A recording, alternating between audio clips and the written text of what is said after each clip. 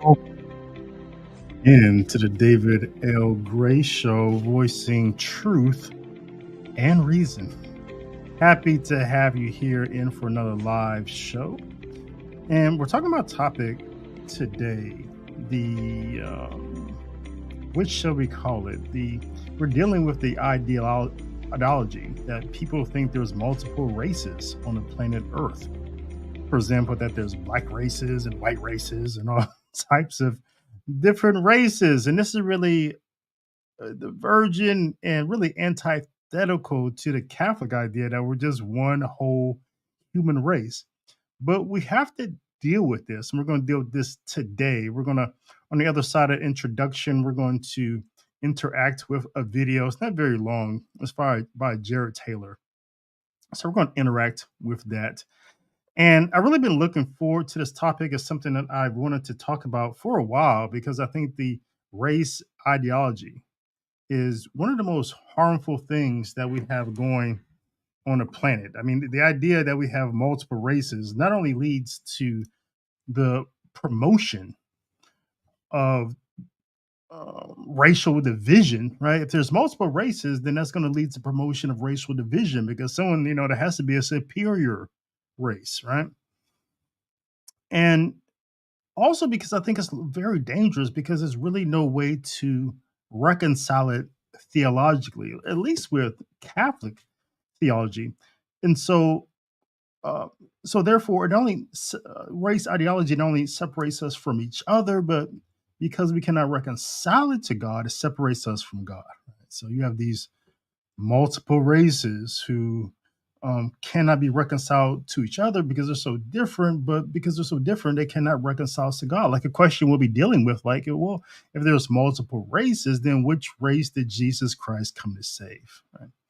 So it just opens up the door to a lot of things. It opens up the door also to, it justifies what the LGBT, the Skittle people are saying, because they're saying that they're whole different people, that they need their own rights, they need their own be treated differently from other people. This is why you see the LGBT, the Skittle people, you hear them compare themselves, oftentimes their plight, to the plight of blacks, right? So they need their own bathrooms, they need their own schools, they need their own privileges. They just a whole gambit, a whole basket of rights they have to pursue. So it's going to be interesting conversation interacting with this video. So looking forward to doing that. And it's fun. I planned to tackle this topic on Monday. That's what I had it scheduled for September 2nd. But I think I want to bring on David Gordon back onto the show to revisit some of the things that we talked about this week with Father Altman, the way he's headed, some of the things he's posted on x.com as of yesterday, which were startling. And we should also interact with some of the reaction I got from the video I did about people who believe that going to the Novus Ordo Mass is a sin, commit a grave sin by going to the Novus Ordo Mass, and about the whole synod on synodality that's coming up. So I'm going to bring in David Gordon on Monday to talk about that. But so let's get into this show. I'm really excited about it. And not to belabor the fact, again, welcome into the David L. Gray Show, the best and most honest podcast in Catholicism. Hovering over the skies of a post-Christian society, we have spotted a man with a donut in one hand and rosary beads in another. Child, I'm about to whoop Satan's behind. He is boldly proclaiming truth and reason like no rigid Catholic ever has before. The David L. Gray Show begins now.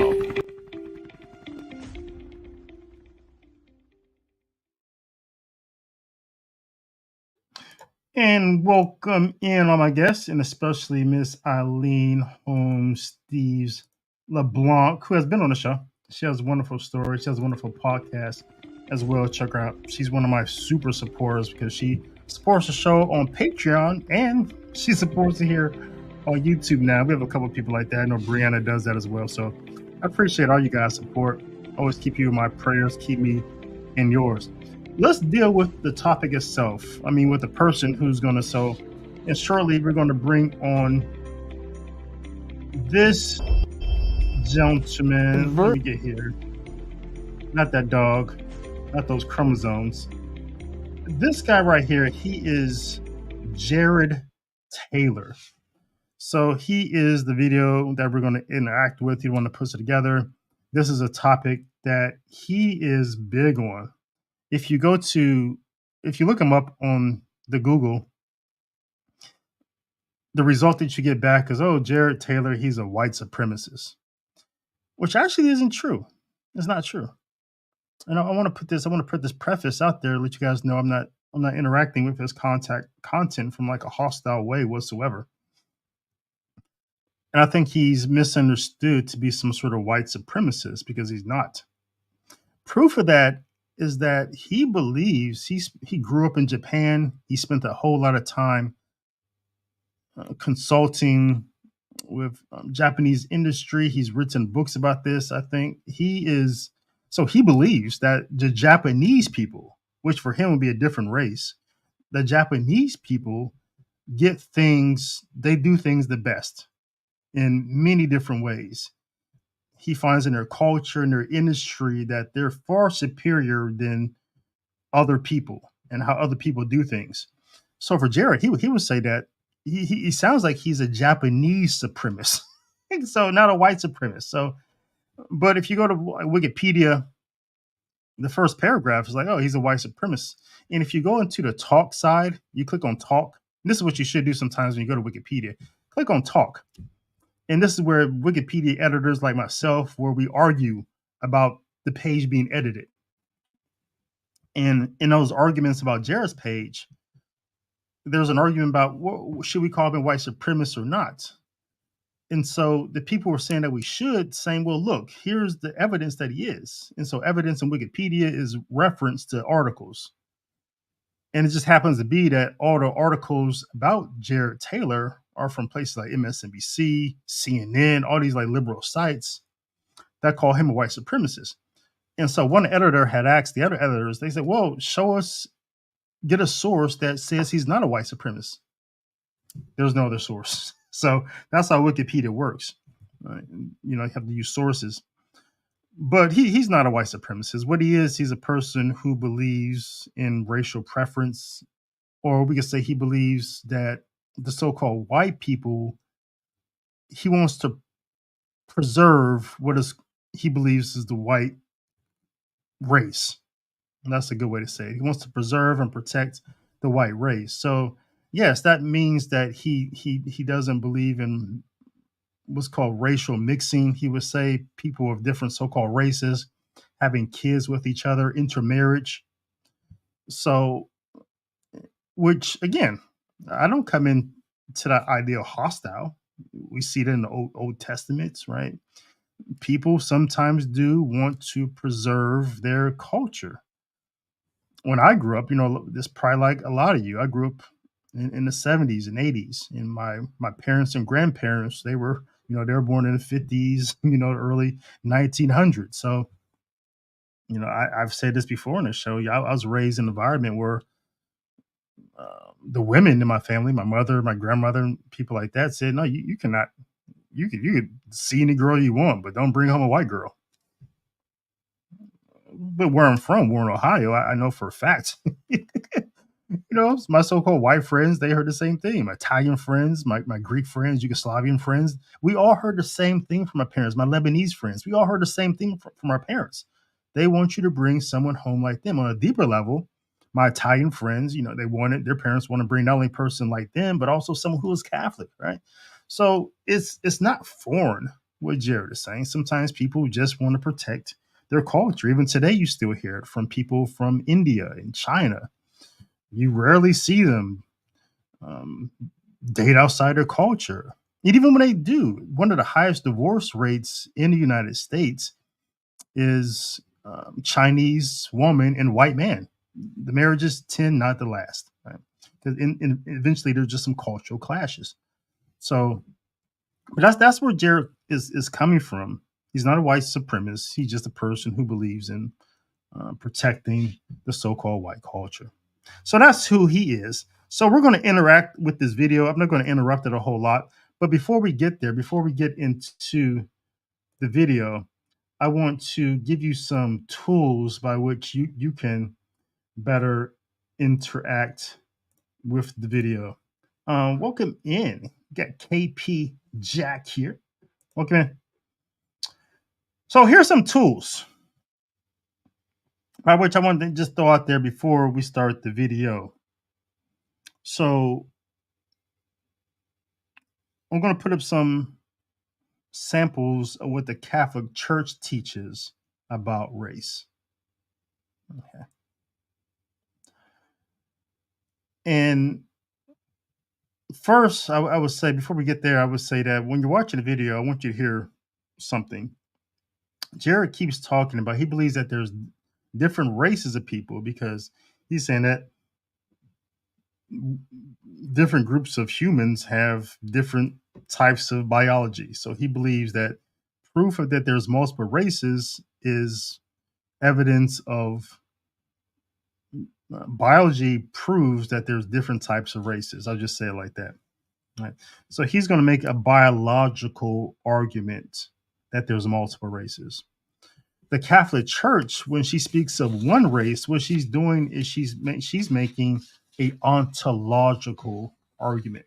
That is that our nature, the essence of our nature itself, like who we are, just on the metaphysical level, like just the essence of who we are is what makes us one people. So Jared is saying biological, the Catholic Church is saying ontological. Right. So Jared's argument is much closer to Martin Luther's argument, because Martin Luther's argument was that the human nature cannot be redeemed, it cannot be regenerated, that baptism does nothing, is saying that it was saying that we're not who we are ontologically. We're just biological beings. That's why baptism really has no effect. So it's a really dangerous place to be, believing that we're just biological beings rather than there's something deeper about who we are ontologically. Right? Let's go. So of course the Catholic Church believes that the baptism, it heals us. It heals our nature.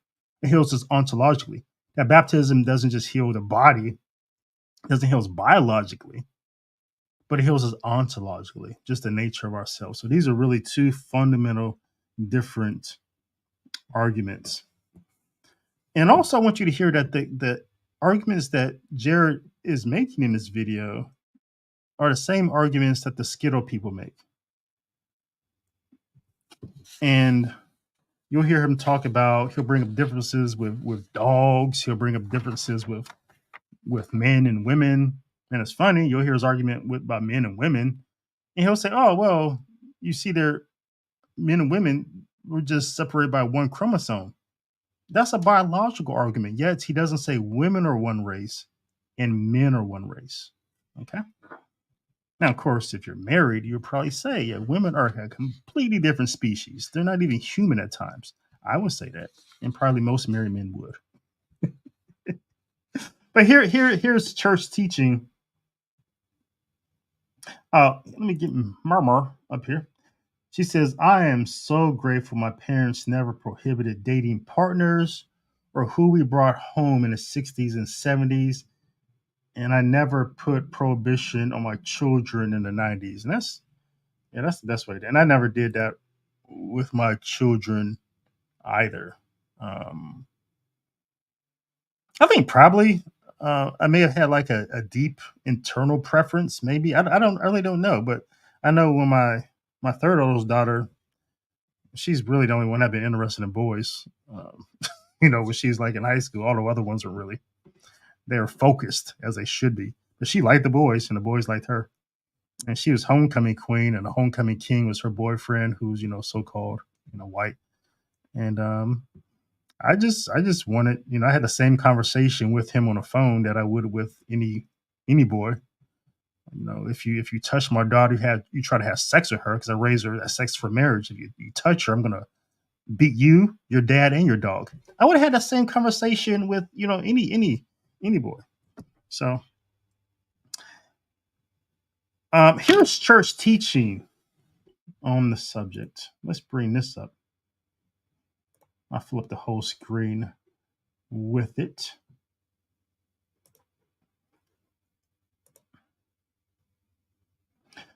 So the Catholic Church says a lot of things in the Catechism about there being one race. Here's just 5 snippets, but the Catholic Church, the Catechism is all over there being just one race. You, as a Catholic, and I've met a number of Catholics who actually do believe that there's multiple races, but that's not what the Church teaches. So in paragraph 404, it connects us being one race because we come from one parent. How did the sin of Adam become the sin of all his descendants? The whole human race is in Adam as one body of one man. By this unity of the human race, all men were implicated in Adam's sin. So that's a rich theological point to make there. Because if there's multiple races, then which race has the original sin? Which race comes from Adam? Right? So it must have been only Adam's line that has the original sin. Every other race doesn't have the original sin. So that's a very profound point to hold on to right there. In 360, because of its common origin, the human race forms a unity. Paragraph 56. After the unity of the human race was shattered by sin, God at once sought to save humanity part by part. Paragraph 831. The church is Catholic because she has been sent out by Christ on a mission to the whole of the human race. 766. God desires the whole human race may become one people of God. So I want you to notice here how the church speaks of the human race in the same way she speaks of herself. She speaks of herself as being one, holy, Catholic, and apostolic. In the same way she speaks of the race as there being like one, holy, whole, Catholic, universal, all people, apostolic, on a mission. So she speaks of her church, the human people, the same way that they're one, that they're all people, that they do have a mission. They've been called to communion, that they're apostolic in a sense. In the same way she speaks of herself. And so why wouldn't she speak of the human race as she speaks about herself? Because, well, that's who she's composed of. The church is both fully human and is fully divine. It resembles Christ in a sense, who's both fully human and fully divine. So is a church composed of the Holy Spirit and the people of God. So the church speaks of the human race as she speaks about herself. She doesn't speak of the people of God as if like the Protestants would. So for the Protestants, it's many churches, it's many people. It's not one. It's not Catholic. So it's again, we see that Protestant sort of ringing in our ear when we speak of these multiple races. And even the idea of race not being just a social construct, that race is just some sort of thing biological. It's not even an old idea. It emerges about the same time as Protestantism. That you see this idea of there being whites and slaves. Right? So there's a difference here. Later on, we see this developing even further. We hear this idea of a Negro race, a black race versus this white race. And so the white race is now thought to be superior.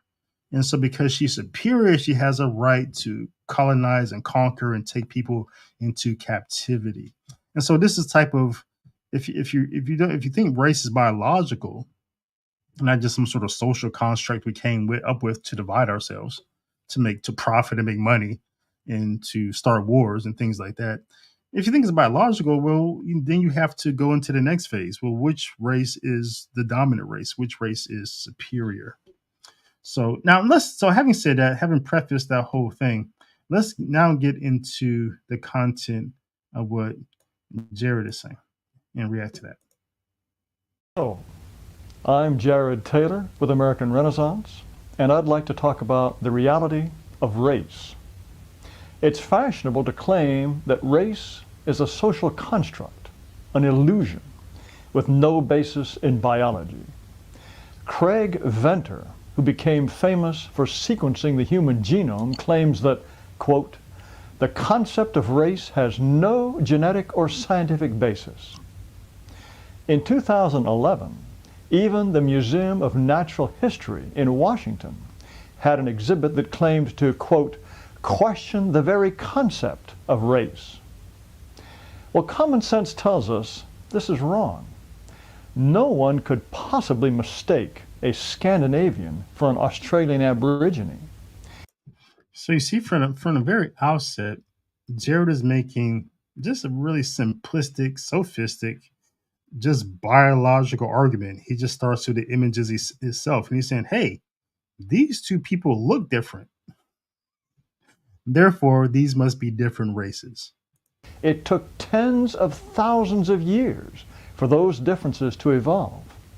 The idea that And then he admits that the differences are biological. He says that they evolved over time. So these are biological differences that evolved over time. Therefore, we have to ask there, well, what did they evolve from? Was it just one race at first? race is some kind of illusion is so obviously wrong and stupid that only very intelligent people could persuade themselves that it's true. So, where does this idea even come from?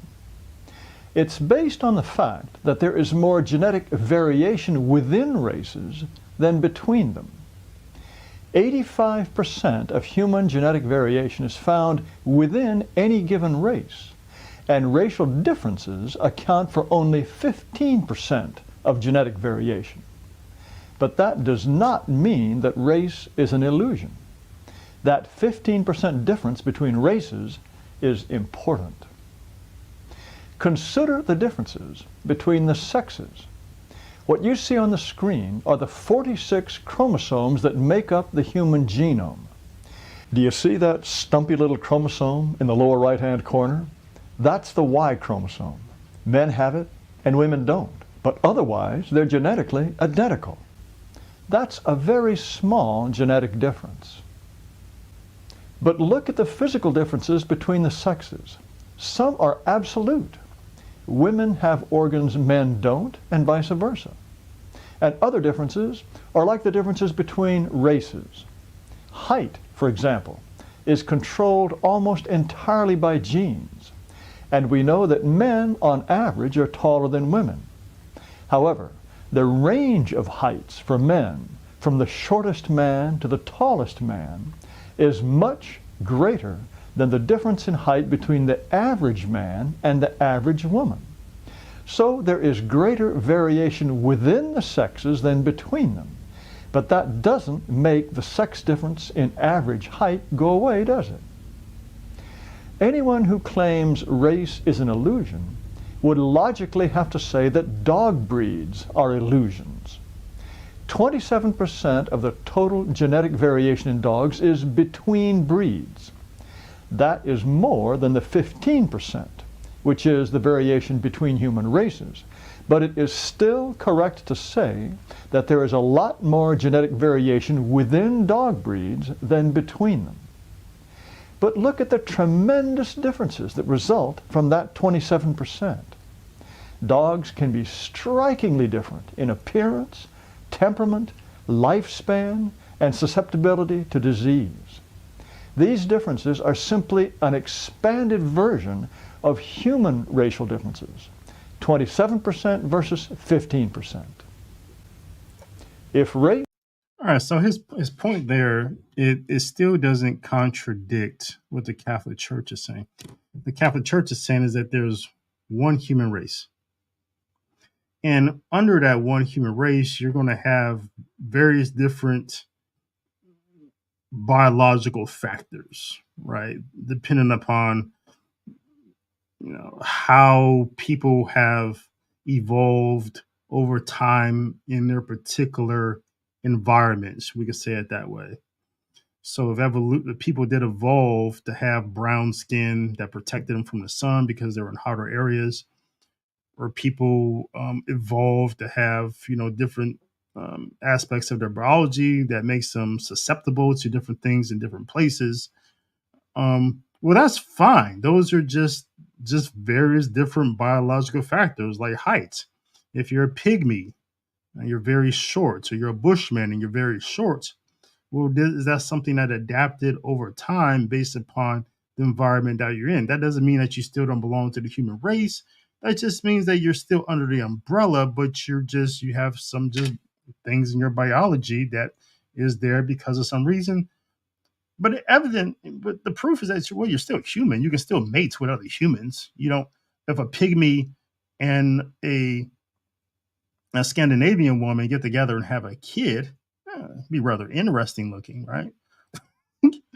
But the kid comes out human. It doesn't come out pygmy or Scandinavian. It's just a human. So this idea of biology is different races. It still doesn't compute yet. He's just talking about biology. Race is not a biological reality. How can you tell someone's race just from his DNA? A classic 2005 study led by Dr. Neil Risch of UC San Francisco looked at the DNA of 3,636 people who were white, black, East Asian, and Hispanic. His team could distinguish race with 100% accuracy using just a tiny piece of the genome. They could even tell Japanese and Chinese apart. Can you tell them apart? In 2013, Purnima Kumar of Ohio State University discovered that you can tell someone's race just from looking at the type of bacteria living in his mouth. As Dr. Kumar explained, quote, ethnicity is a huge component in determining what you carry in your mouth. So again, Jared so far still hasn't made this case that there's multiple different races of people. The Catholic Church is saying that we're just one whole human race, that we're one people, called to holiness, just one people. And so far, what Jared keeps saying over and over again is that, well, these people, depending upon where they're from, there's proof that they're biologically different, which is the same thing, the same result you get when you take a 23andMe test or Ancestry.com DNA test, that it tells you, well, you're from, your DNA, there's a lot of it from Nigeria, or there's a lot of it from Germany.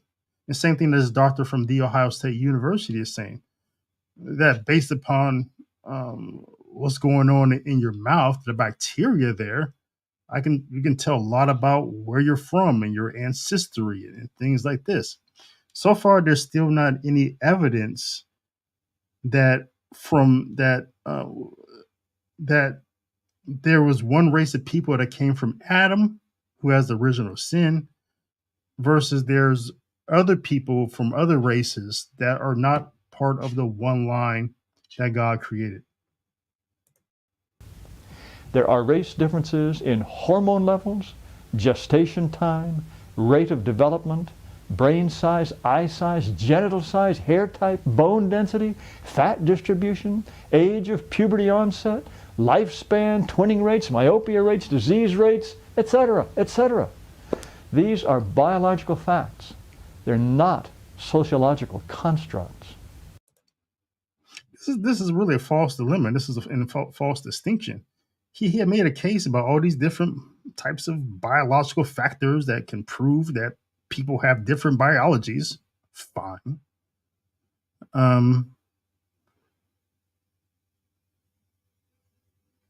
But that doesn't then therefore mean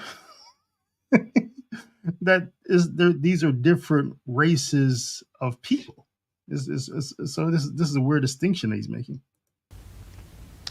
As just one example, Dr. Mitch Roslin of Lenox Hill Hospital in New York found in 2013 that if you put white and black women on exactly the same diet and exercise program and monitor them closely, white women lose more weight than black women.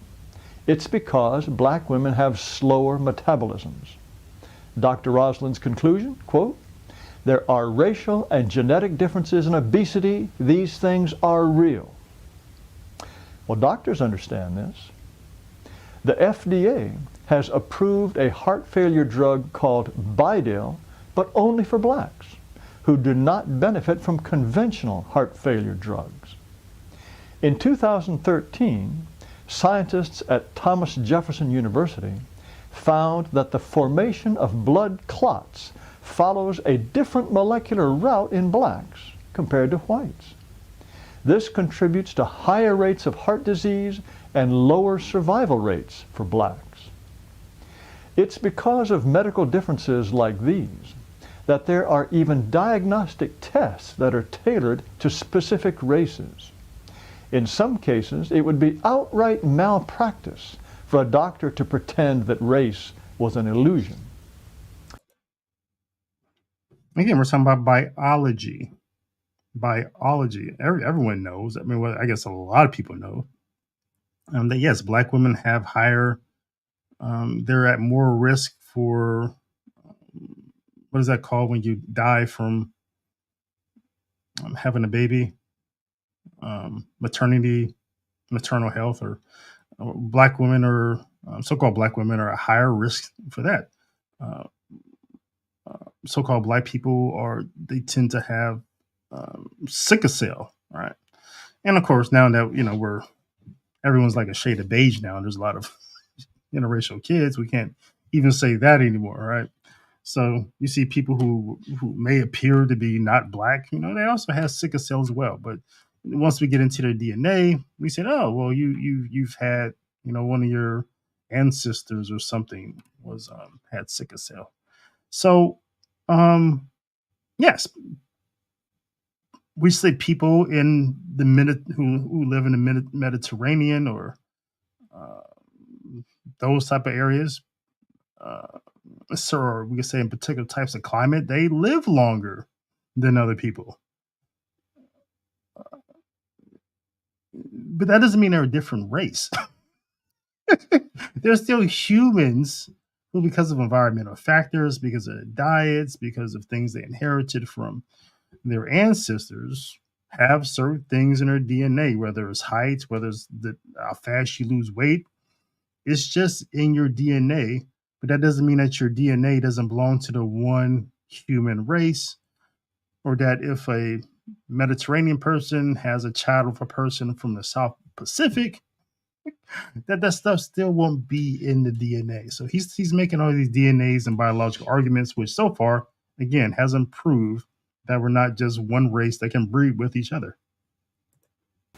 It's been recently discovered that Homo sapiens mated with Neanderthals, maybe 60,000 years ago. Everyone on Earth, except for Africans, has up to 3% Neanderthal genes. Now that's a racial difference right there. One Neanderthal variant, as it turns out, that's common in American Indians appears to make them 50% more likely to get diabetes. And I haven't even talked about sports. In the last 7 Olympics, not just every winner, but every finalist in the men's 100-meter dash was of West African origin.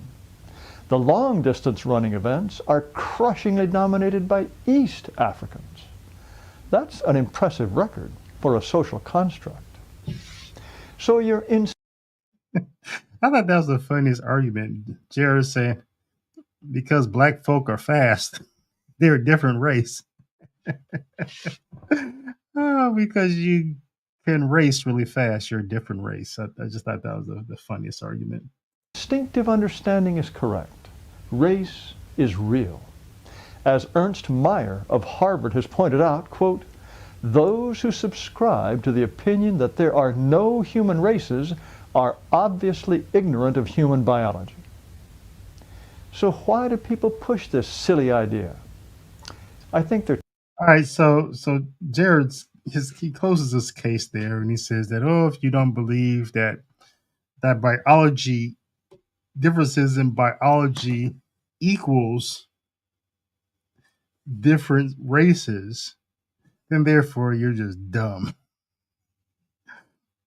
But we do believe that people have different biologies based upon a number of environmental factors and cultural factors, and you have it. But it doesn't therefore have us conclude that there's more than one human race. There could be one human race, and within that human race, spread around the planet for thousands of years, people are going to develop different biologies. For the same reason, you look at a crocodile and an alligator. Clearly the same species, but they do have different biologies because they've from two different places. Or you take a chicken from North America versus a chicken in Germany. They're a little bit different. Their eggs are a little bit different. Still a yardbird, still a chicken. If you plant an apple tree in the Western Hemisphere versus the Eastern Hemisphere, the fruit is going to taste just a little bit different. It's going to react different to its environment, but it's still an apple. We don't call these two different type of apples different races. So it's really he hasn't proved this case. He proved that the one human race spread around the world, they have different, their biology is different. And yes, the human beings in Kenya, they do win a lot of races. But now he's about to tell us why. Why is this the case? Why are these people pushing this idea that race is just a social construct and not a biological one? Murmur says he should be on a quack watch list. Mary says this guy's a eugenicist. Yeah, but like I said from the beginning, I don't think he's a so-called white supremacist. I don't, because he thinks Japanese people are superior to so-called white people. So I think he's a Japanese superior supremacist, but yeah, like the eugenist thing. Yeah, and it's kind of sad because Jared Taylor is who he is. He believes what he believes, and the rap that he gets is because I don't think people engage with him like I'm engaging with him. I think we could pick apart his argument without saying, racist. But most people don't. They just hear him say this type of stuff and they say racist. So because of that, right, when it comes out, when Donald Trump was running for president in 2016, Jared Taylor was making robocalls. I think he sat in the front row of his inauguration. People then attributed racist, white supremacist Jared Taylor to Donald Trump, right? So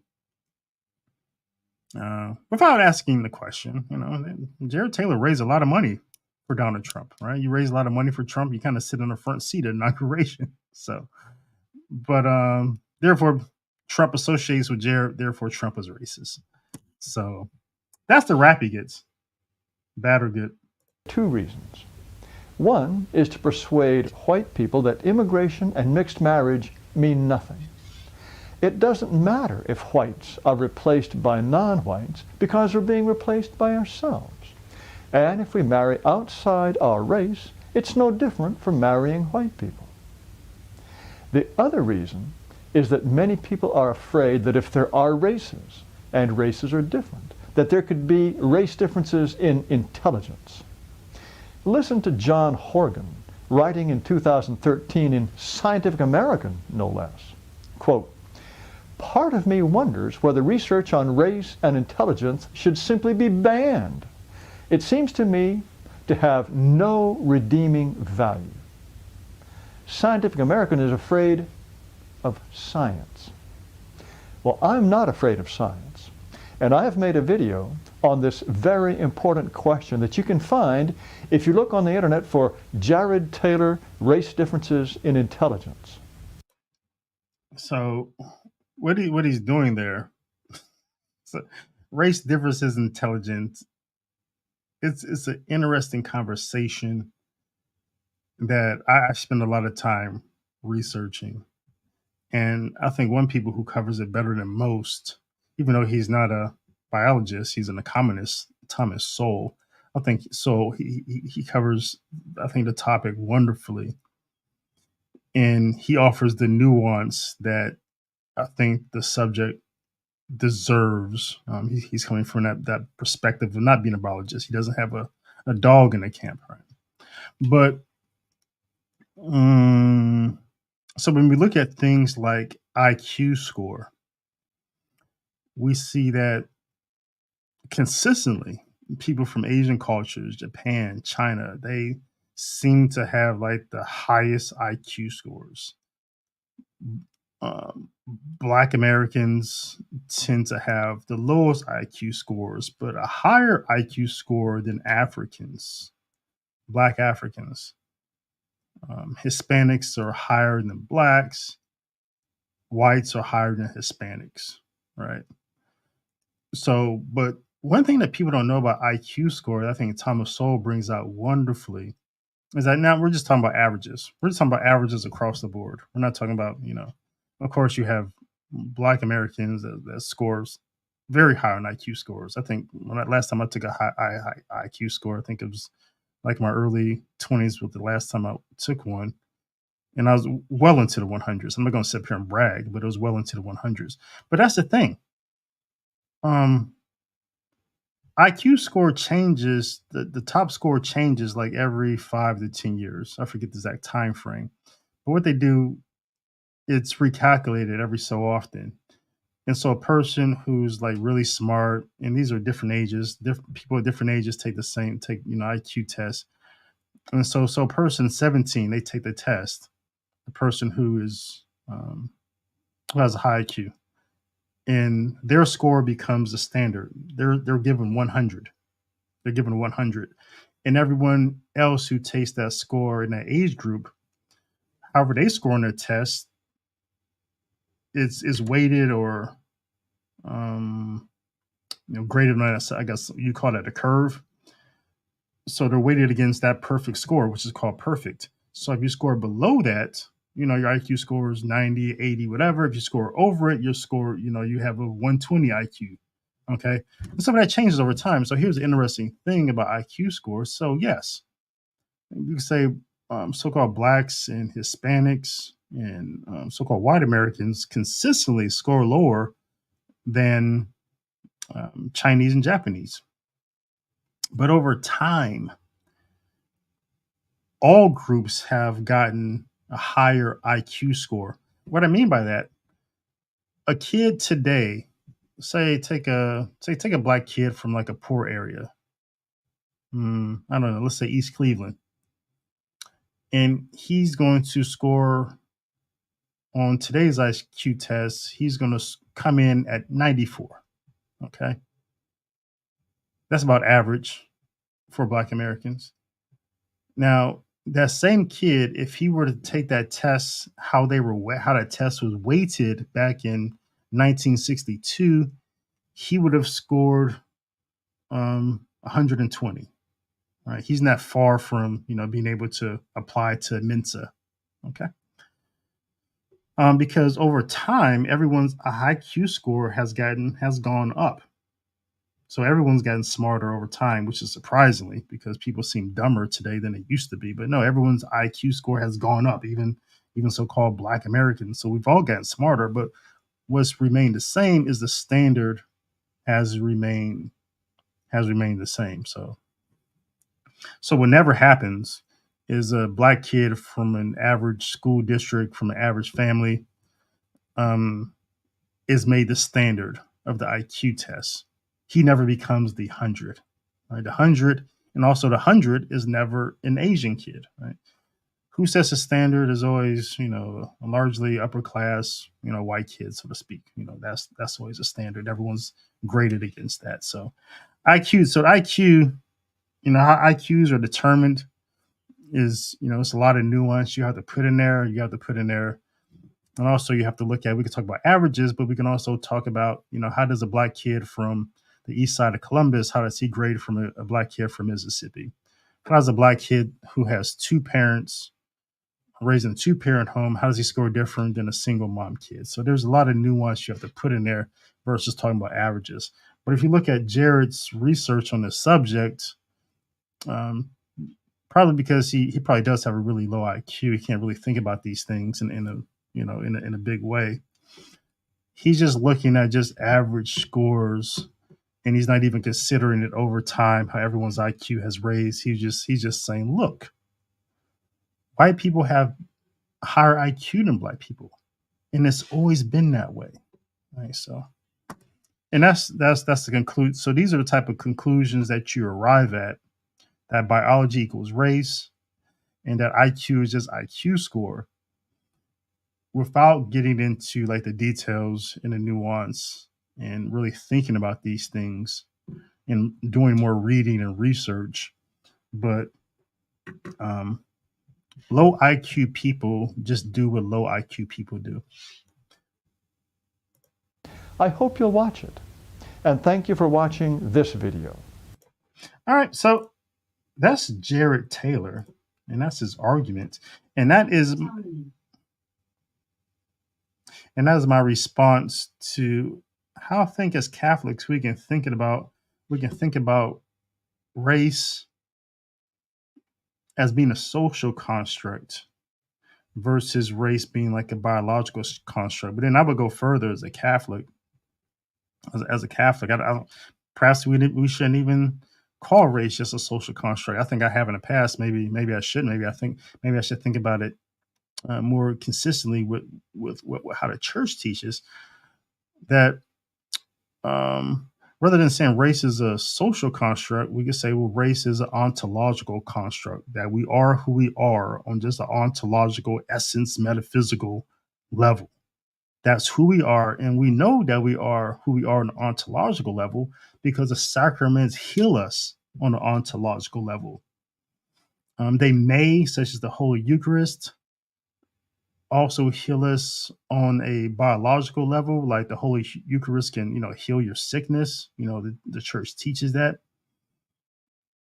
Sacrament of anointing the sick may heal you like on a physical level, on a biological level, but truly the sacraments are ordered to who we are on a level of our ontological level, the essence of who we are.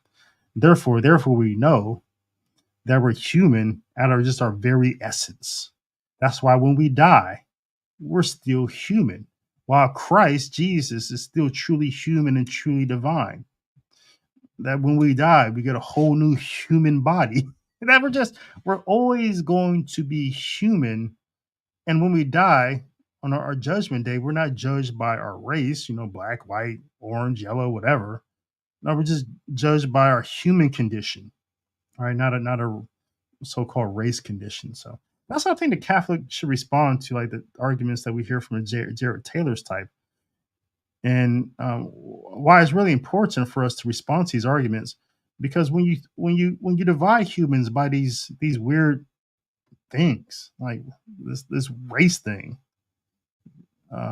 that's only been around for a few hundred years, it just leads to so many bigger problems, and it perpetuates and drives the corporate engine, to profit off of us based upon the racial wars, the race wars, and all that stuff that it perpetuates. So it's one of the most unhealthy things that we have going on in society, looking at each other on just that basic level that Jared started off his video with. He put a Scandinavian woman and an Aboriginal next to each other.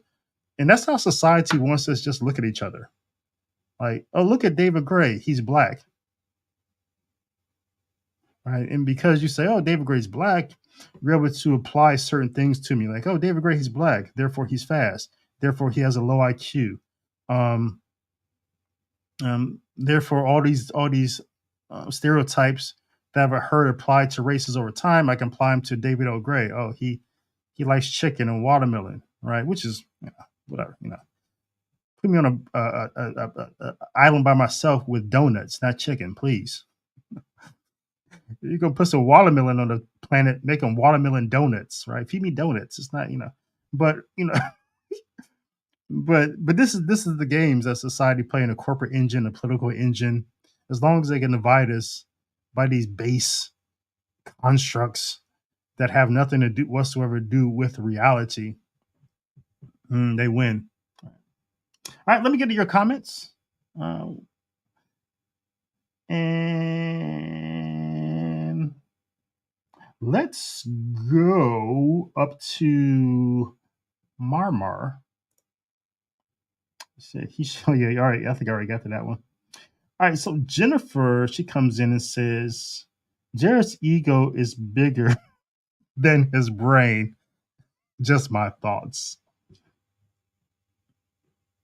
Eileen says, Jared Taylor, you're going there, DG. But honestly, I have been hearing all opinions. Let's go, DG. Eileen also says, I've never taken IQ tests. My SAT were humiliation enough. Yeah. Yeah. And those things, it's funny how those things have little relation to one another. I always thought that was fascinating that your IQ score has nothing whatsoever to do with your standardized test score. Which my goodness. Thank goodness. I think it's important to research race differences and how to optimize health outcomes. Black women, for example, should not eat standard American diet. Yeah. And I think for those reasons, like if we cannot come up with better words than colors, okay, we want to say black, white, yellow, red, fine. I guess maybe that's the best we can do until everyone's a shade of beige 300 years from now. Right? But yeah, I agree. I do agree with you. I think even when we talk about Native Americans, right? They tend to have more issues with alcohol. And there's so many other things that Jared didn't even touch on that, I think are health issues. And I think the biggest one I think I mentioned was Black women, their maternal health rate, I think is very unfortunate. And we always try to say, well, it's because, a lot of Black women are in the cities and the cities have the worst hospitals. Right. And I think, but clearly it's something other than that. It's biological.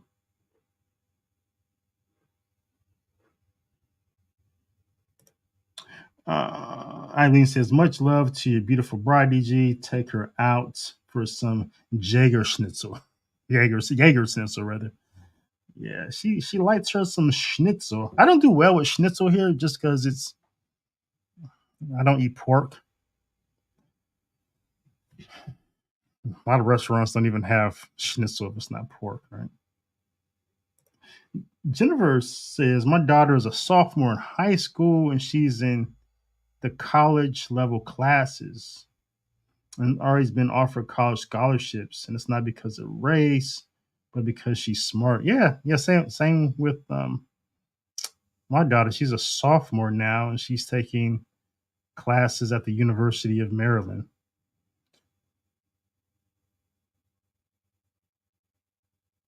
Yeah, just because she's smart and she tries hard. So yeah, really great commentary. Joseph Jew says, can his background as a Presbyterian have played a factor in his views? Yeah, I wonder about that because he's late to his views. Jared Taylor came to these views, I think, in his 30s. I wonder what happened. I didn't dig that much into his background, but something happened where a switch just went off and he went down this road. So I don't know if his daughter started dating the black guy. I don't know. You got angry about that? I don't know. But or it could be his Presbyterian views. But yeah, it's a definitely the whole race as a biological construct is 100% consistent with all of Protestant theology, all of it. Divided churches, divided Christ, divided people. It's 100% consistent. Javon Starler, what about us high yellows? Oh man, when I was younger, boy, I used to like a high yellow woman. For some reason, only really brown women were like attracted to me. No, it was the opposite. No, I like really, really brown women. Like if you like the color of midnight, I think you were my type. But only light skinned women were attracted to me. Yeah, that's right. That's right. That's what it was. Yeah. Jennifer said, "My race is human." Teresa, in the late 1960s, the group was most ridiculed were the Polacks. Why? I think it has to do with the war, but not sure. Yeah, I'm glad we got rid of that word, right? Polacks. When I was a kid growing up in Warren, Ohio, they used to a lot Polacks and wetbacks. The things we used to call each other back in the 70s and 80s.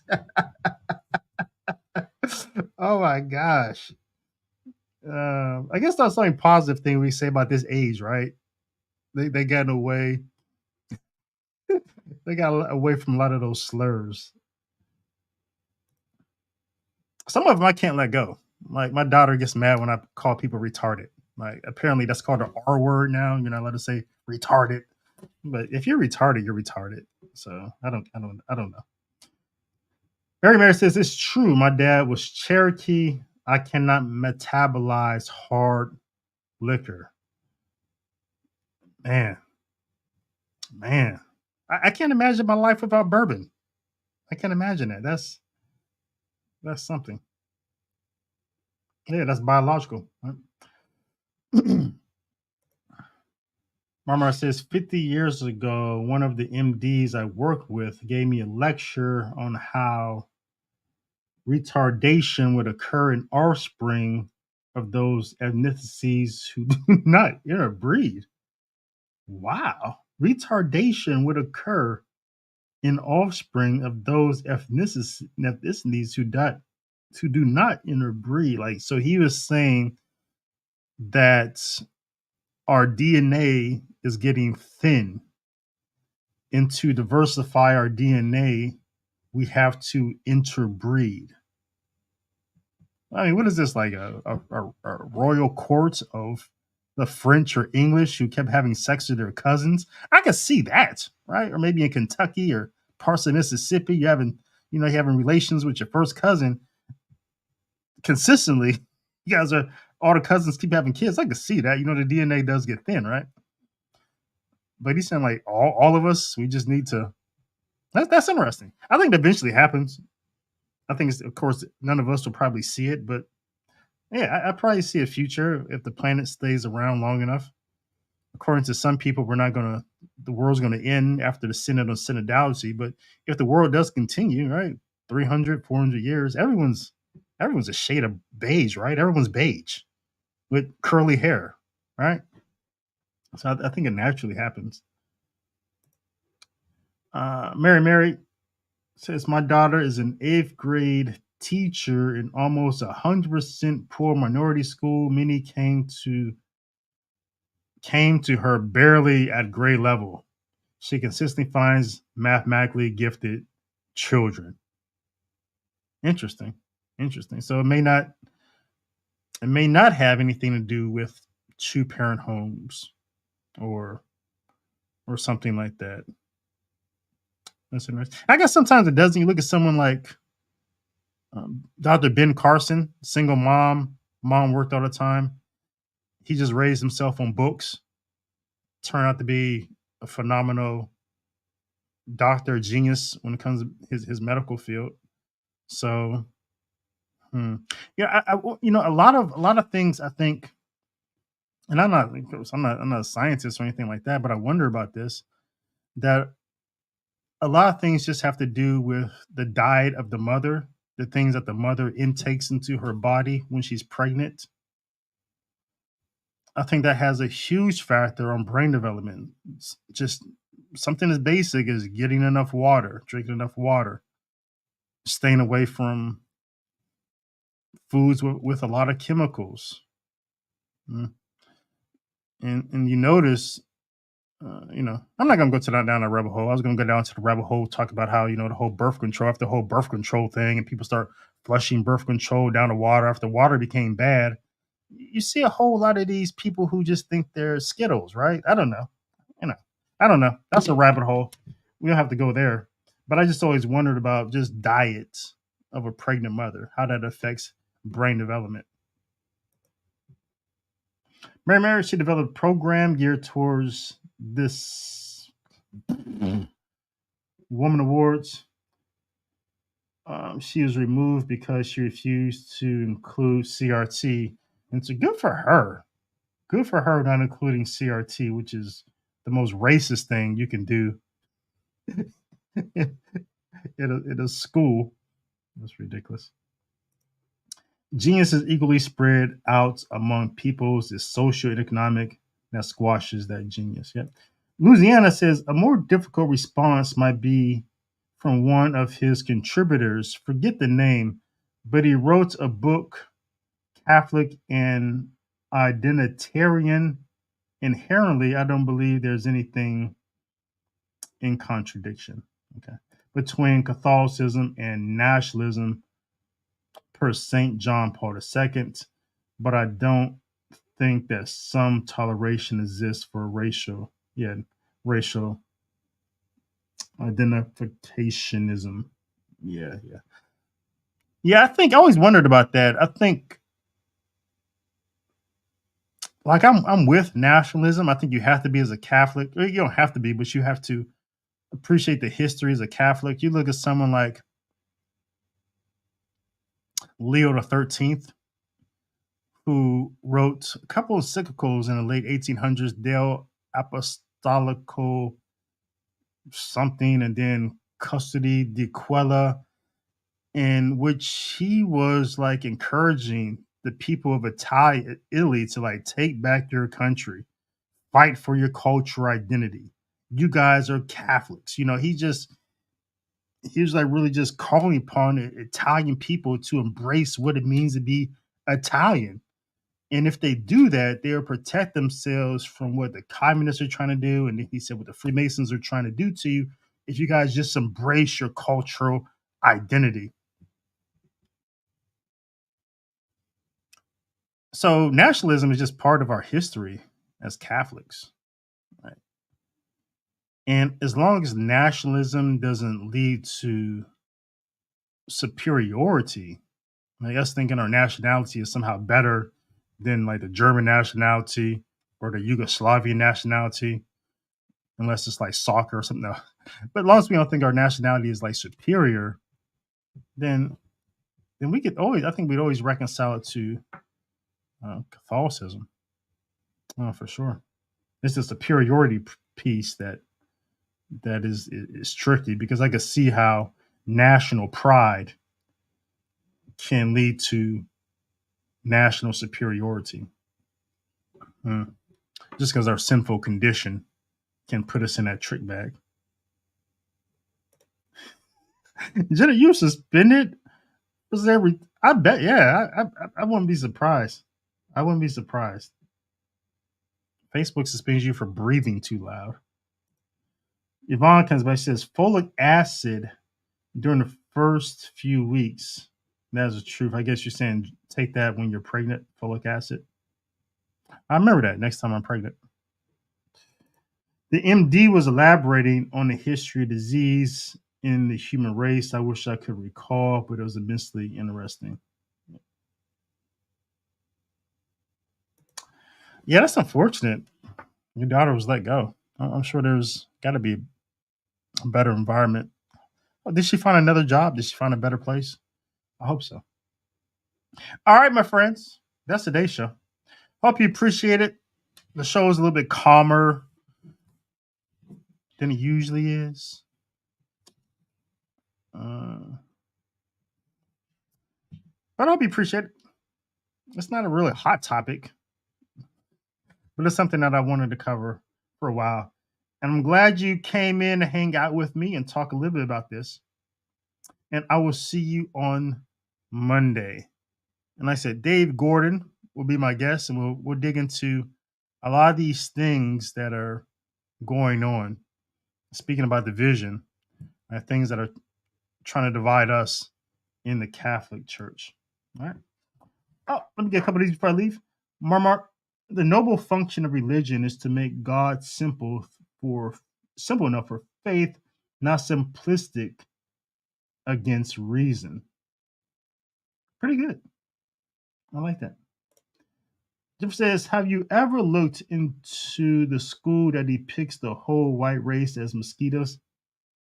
Wow. Bloodsuckers? Wow. That's pretty extreme. Oh yeah, yes, they put her with gifted students in a magnet school. Awesome. Thank you, friends. Love you guys. Have a blessed weekend. And pray for me. I'll pray for you. Blessings and shalom to you and yours. Thank you for watching The David L. Gray Show. If you'd like to check out some of the theology courses that I'm teaching, or read some of the theology that I'm writing about, or listen to some of the theology that I'm podcasting about, just visit stdominicsmedia.com. Also there, you can check out some of the catechesis comedy, the comedy that I'm doing with Father Helnaw.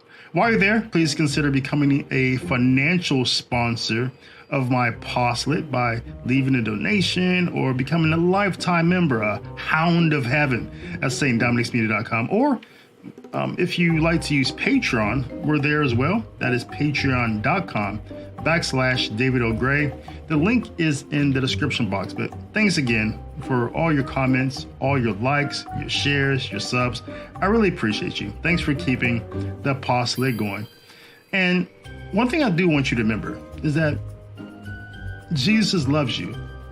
He truly does. And he's there for you. So our response to that is to live our life like salvation matters, because it is all that does. Thank you. I'll see you next time.